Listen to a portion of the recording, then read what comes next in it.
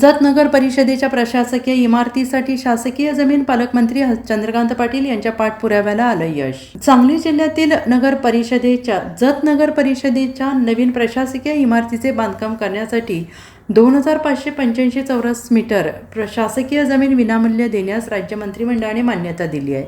मुख्यमंत्री देवेंद्र फडणवीस यांच्या अध्यक्षतेखाली झालेल्या बैठकीत हा निर्णय घेण्यात आला। महसूल मंत्री चंद्रशेखर बावनकुळे यांनी पुढाकार घेतला होता।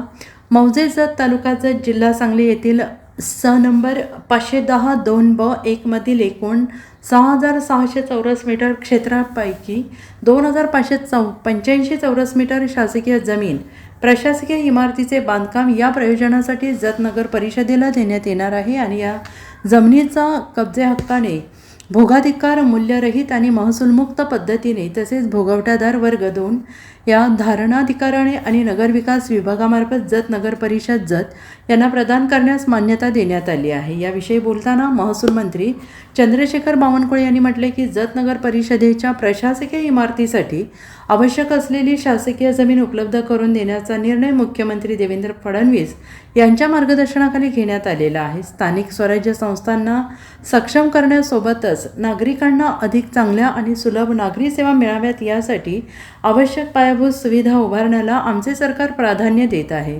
जत नगर परिषदेच्या प्रशासकीय इमारतीसाठी जमीन उपलब्ध झाल्याने नगर परिषदेच्या प्रशासकीय कामकाजाला निश्चितच बळ मिळेल आणि जत शहराच्या विकासाला गती मिळेल। Bureau report SBN Marathi Jat.